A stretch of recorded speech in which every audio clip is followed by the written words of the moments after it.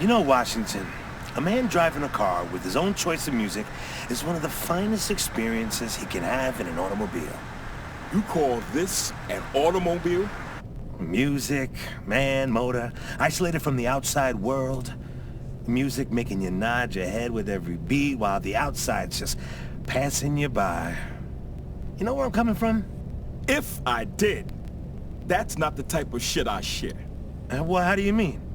A brother cannot be asked to relay his personal affiliation to his music before knowing he can trust that motherfucker. These things take time.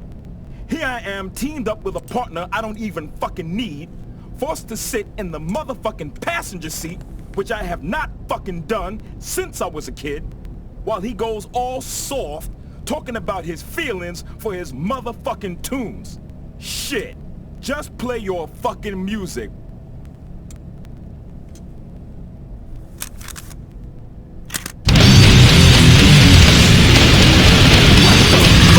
I was listening to that. You fucking think because you scored us this fucking popsicle ride, you can play that shit? Hey, that there is country western's finest.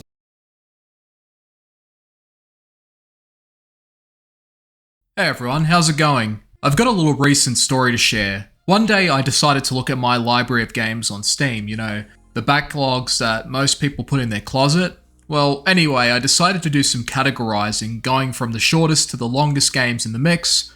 During this process, I also decided to filter out the free games from the paid ones. After all, free games don't cost anything, so I can get as many of them as I want. It was the paid stuff that was long overdue for the playthroughs, so I decided to go through them myself, slowly but surely.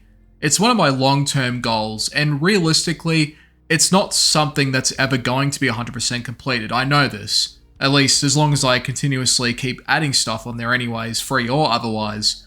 I'll never complete it if I keep doing that, but even then, it's still a goal that I want to pursue regardless. And there are some titles that I really do want to play. However, sometimes I get distracted and find absolutely amazing mods for Doom 2 like Halo Doom Evolved, alongside the refracted reality map pack that you can play using it. Seriously, look at this. If this doesn't inspire you to start making maps for Doom, then I don't think anything else will at this point. Taking the breaks I sometimes need from playing Doom 2 on and off, I decided to also look at what else I hadn't played, and breaking my rule regarding the paid games that I wanted to focus on, I ended up on one free title I had been eyeing out for a while, called SAS Zombie Assault 4. This series has been around for a long time, ever since the days of Adobe Flash. But SAS Zombies 4 was my first introduction to this franchise, a series of top-down zombie shooter games that can be played solo or co-op. I'm very early days into it, but so far I've been enjoying it. The graphics give me that old-school browser-based art style I would sometimes see, or at least on the high-quality titles that I remembered playing as a kid. As a result, I wanted to rewind the clock a little bit after playing a bit of 4, going back to the beginning of its roots, which drove me towards finding Ninja Kiwi's archive app. You know, the same people who made the Bloons games. Well, SAS Zombie Assault goes in a different direction. Well, except for one of them as far as I know. But the first game immediately blinded me with two powerful waves of beautiful nostalgia. The first wave of nostalgia was the similarity of the gameplay ripped from the 2008 boughs of the Nacht der Untoten Zombies map from Call of Duty World at War, which I had assumed was the main source of inspiration for the first Zombie Assault game, since you play it in a pretty similar fashion. The second wave of nostalgia was Adobe Flash. Anyone that grew up in the 2000s has enjoyed the simple but majestic display of young but genuine displays of creativity on the web. We had a plethora of Flash games and animations that were, you know, at reach on the web. I never knew how to make anything with Adobe Flash. All I did was just grab a hold of anything that was made and was ready to play or watch, all the while sharing the old Dell computer between me and my brother so that we could play on our own RuneScape accounts. I miss that game. The first Zombie Assault game was pretty good, and I want to eventually tackle it in a different video or for a bigger topic, but enough yapping. Now it's time to get to the Grindcore Fest, that is, Zombie Grinder 60,000.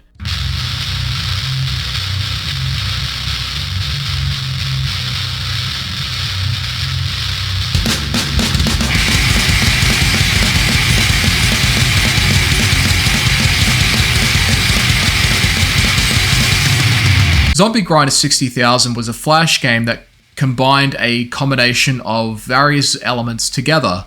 You had an infinite scrolling background, waves of zombies carrying swords and molotovs, a big boned individual bringing the boomstick to the endless hordes on the screen, and some of the most extreme music that I experienced as a kid, and that is the music known as grindcore. Grindcore is a genre of punk in the most aggressive and in-your-face manner. It takes all of the aggression, simplicity, and speed that is found and expressed intensely, but with faster tempos, short songs, and DNA from the hardcore punk and crust punk scene, as well as the early developments of the death metal scene that would influence the genre later, as well as the thrash genre in the 80s. Zombie Grinder 60,000, when you break it down, is a side-scroller shooter with grindcore music playing in the background. The objective here is pretty simple.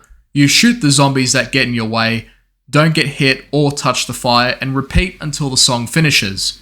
The songs come from various gore grind and death grind bands like Regurgitate, Inhume, and Last Days of Humanity.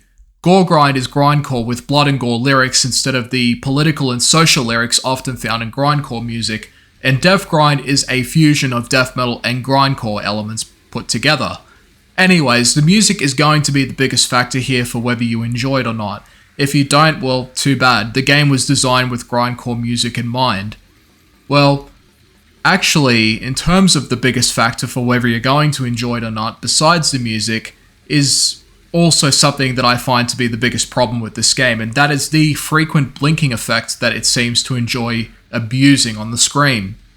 Throughout the stage, the song will sometimes wind down, giving you an opportunity to appreciate the genuinely impressive artwork, especially with the main character whose animations are very smooth and fluid while running and jumping. But when the song gets going, the flickering lights begin to violate every inch of the screen, and I hate it. When I was a kid, I never took much notice of it, but then again, I can say the same for just about any game that I had starry eyes for. As an adult though, where I can see the good and the bad, this is definitely the latter. Zombie Grinder 60,000, for all of its imperfections, was one of many gems in the Flash stratosphere that existed back in the 2000s. It was also a time where anyone with any computer, no matter the hardware, could still manage to run a Flash game and have a good time with it. Like with the old Office Dell computer that we had back when I was a kid. It was the earliest memory that I had getting into PC gaming, at least until I finally got my own first gaming rig back in late 07. But Zombie Grinder's simplicity and fun gameplay kept me hooked for a good while back then, and the funny thing is, I wasn't even a fan of metal at that point, or grindcore for that matter. I just enjoyed shooting all of the zombies on the screen in the most stylish ways I could. It looked cool, artistically, and it was just fun to shoot shit. The game doesn't have a story other than there just being an outbreak that wiped all of humanity and you're the last one left. All you're really doing here is surviving for as long as possible. You have a score that increases through killing zombies, killing them in stylish ways by jumping or shooting a zombie that's behind you, as well as picking up ammo for your gun. The songs shift with each stage completed. Sometimes you'll get longer tracks, or sometimes you'll get really short tracks, which is a common trait in the grindcore genre. And like a lot of simpler Flash games, there's not a great deal to say about this one. You just play it in the way that it's presented, and the longevity comes more so from the continual enjoyment and desire to keep playing, rather than the hope that there's anything beyond it. Nowadays, the only way that you can play this game are on apps like Flashpoint, where you can find a large list of archived Flash games as well as other platforms too.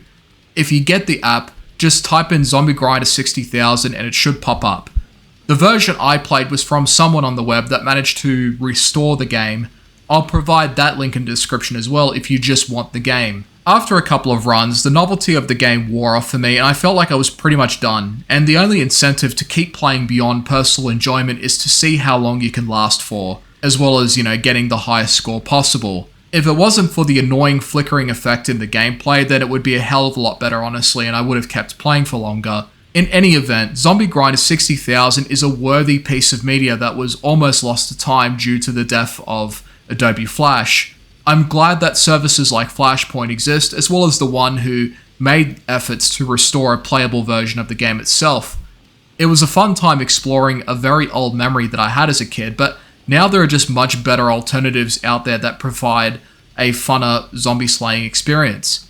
In saying that though, I haven't yet found another alternative that has grindcore music attached to it, so there is that. The developer Olli Hemmendorf, Vice Magazine, and the 3 bands that were associated with this project made an interesting experiment, a unique one that I never played before and haven't seen since, and the game deserves its flowers for that alone. Zombie Grinder 60,000 is a fun Flash game and will always have a place in my treasure chest of old Flash games. Thanks for watching.